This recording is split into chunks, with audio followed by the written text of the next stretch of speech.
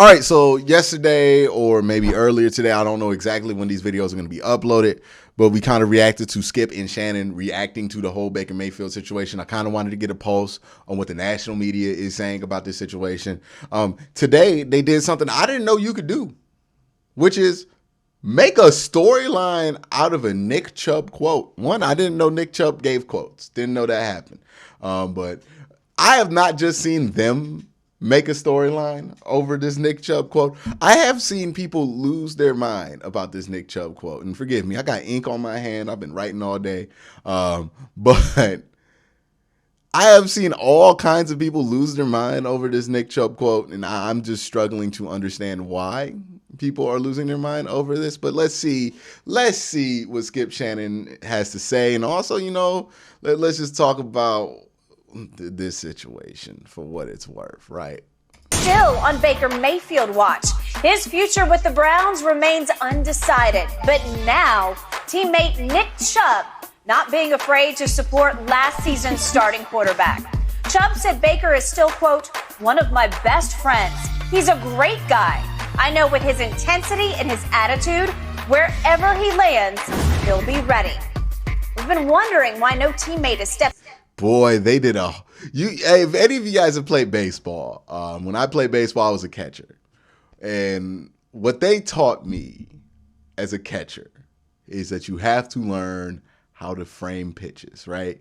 So maybe you get a pitch that's a little outside, right? And it's just a little wide, but you gotta just catch it as you come in and twist your body around to make it look like it's in that strike zone, right? Or maybe it's switch it down just a little bit, right? It's called framing the pitches.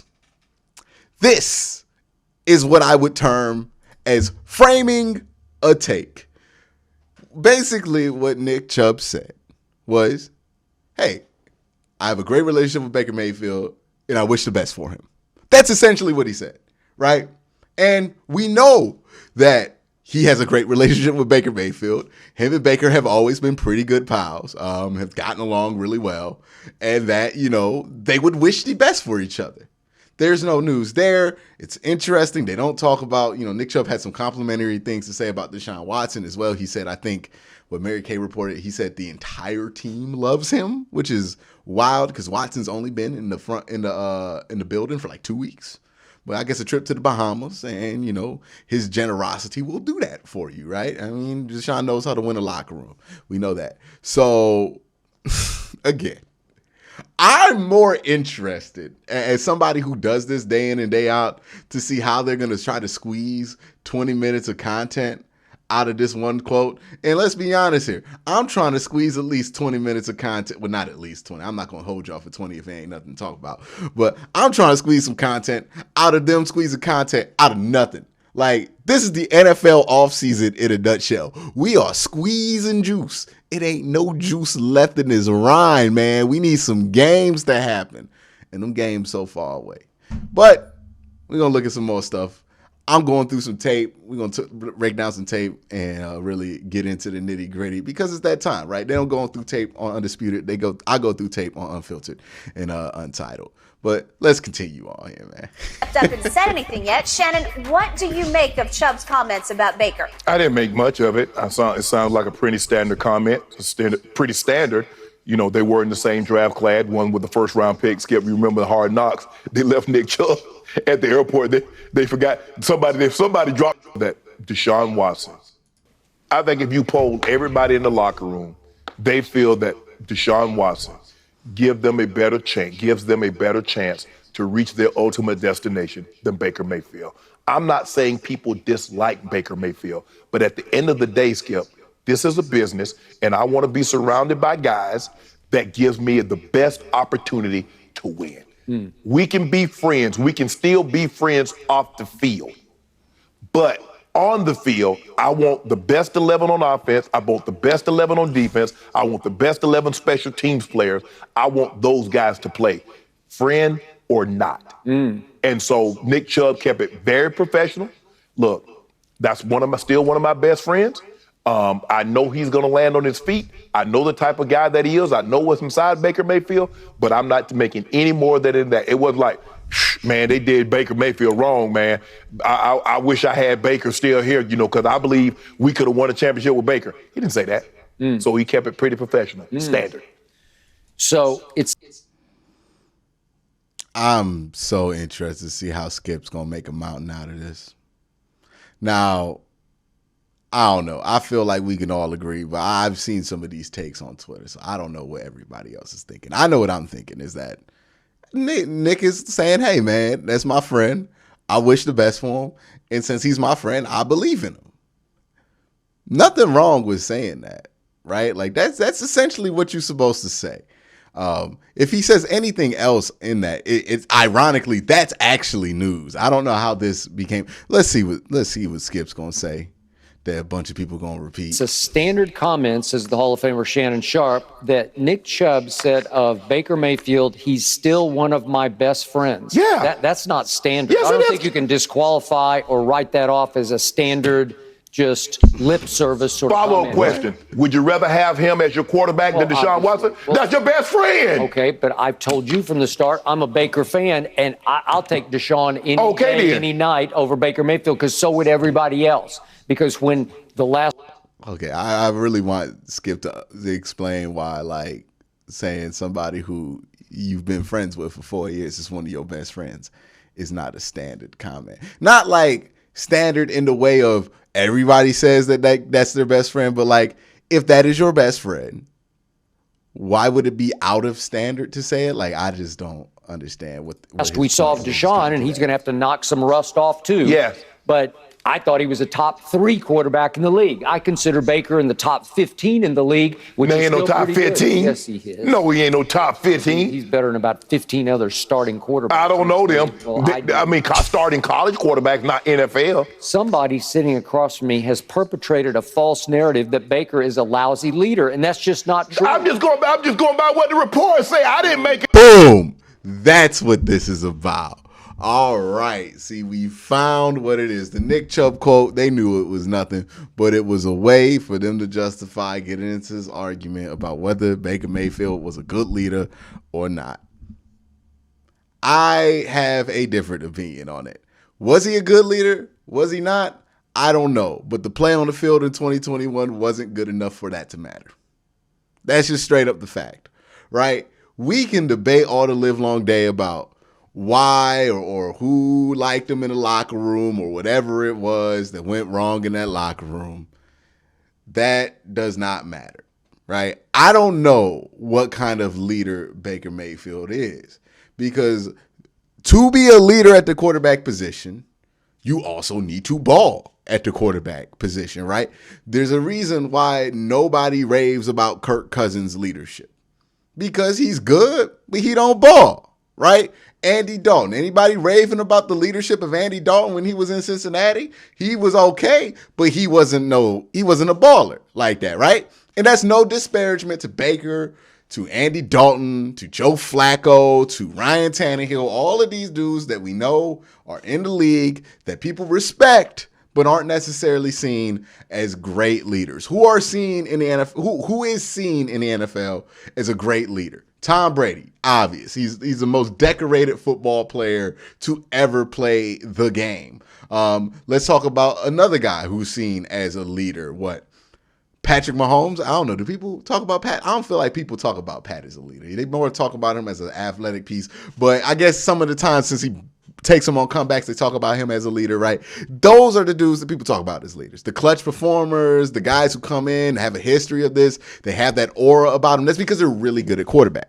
Whenever we have this discussion about Baker Mayfield and his leadership, the reality is at quarterback, if you're not one of those top 10 guys, and people feel like in large part, because we have you at quarterback, we can win a Super Bowl, right?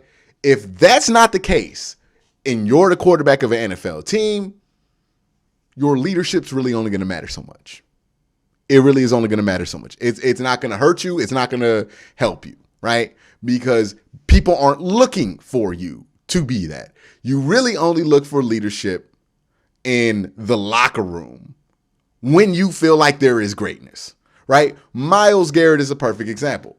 Because Myles Garrett was the leader of this team. Why was Myles Garrett the leader of this team?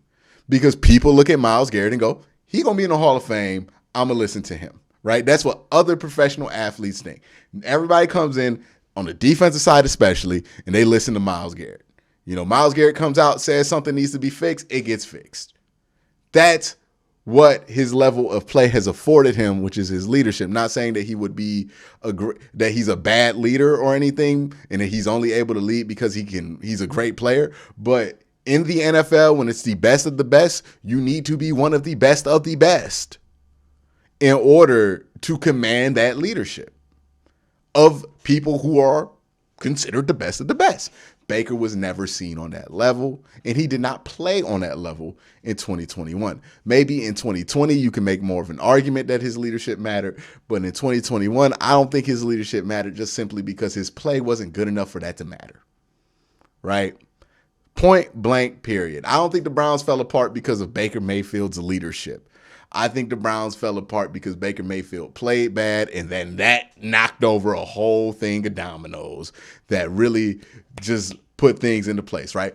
Baker's playing bad. All of a sudden, the offensive line looks worse because now since Baker's holding on to the ball more, he's getting sacked more. He gets sacked more. He gets more injured. He gets more injured. He becomes more inaccurate.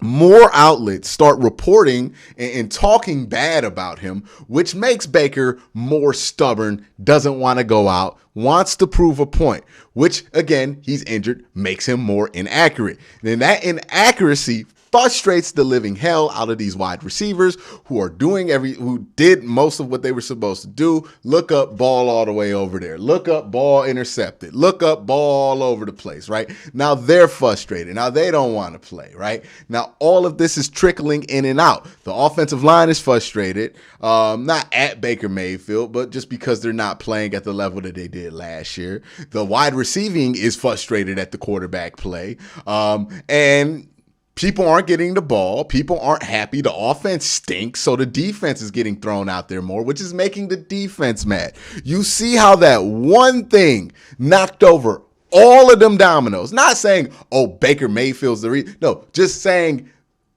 a quarterback playing badly in the NFL can knock over all them dominoes, whether it's Baker Mayfield, whether it's Aaron Rodgers, whether it's Tom Brady. That's how important that position is. Quarterback played badly. It knocked over all of those dominoes, all that frustration seeped. If Joe Burrow had the 27th ranked QBR, all that kumbaya in the Bengals locker room would be over with. Because people wouldn't be getting the ball, they wouldn't be winning, they'd be very frustrated, and it would be underwhelming all of these expectations. Bet you that locker room implode, right? Because that's usually how these things go. Again, I don't think the point here to be made is about Baker Mayfield's leadership. If you want to go negative on Baker Mayfield, I don't think you have to go there. Because again, wherever he lands, he is not seen as that level of quarterback to where his leadership is really going to matter that much. That is just the truth about it. It's not going to matter in the positive. It's not going to matter in the negative. It's not going to be seen as an asset, or it could be seen as a negative, but I would just go and say it's neutral at that point. He's seen as somebody who's here to play quarterback and compete, not necessarily as a leader. And I don't think that tanked the season last year. Now, on the flip side, Nick Chubb saying something nice about Baker Mayfield is not. I've seen people try to use this as an indictment on Deshaun Watson. Why? I mean, are we just going to do this all season? Like, I get it if you're not a fan of the Watson move. That's 100% okay. I can understand that. There are reasons beyond football why you would not like that move. I'm not here to say anything if you don't like it for those reasons. If you only don't like it because it got rid of Baker Mayfield, and at this point, I got to tell you to do something else, man. Like, that man gone. He not coming back. He don't want to come back. So, you could roll with him if you want to, or you can stick right here and cheer for the Browns. But you got to make a decision. And just because you cheer for the Browns don't mean you got to cheer for the quarterback. Well, I mean, it means that by default you kind of have to, but it don't mean that you have to go hard for the quarterback in the same way that you went hard for Baker Mayfield. And I'll be honest with you, I would prefer that we don't go super hard for whoever the quarterback is, because we need to be able to be critical and accept criticism of these players, and also be realistic in like how good we think these dudes can be, because it can get out of hand when we're just straight up into the stand culture with it. But yeah, that's what Skip and Shannon are saying. Let me know what you guys think in the comment section down below. Do you have some takes that you've seen out there that you want me to respond in this format to? Let me know down there. But again, guys, thank you for watching. Y'all have a great day. Have a good night.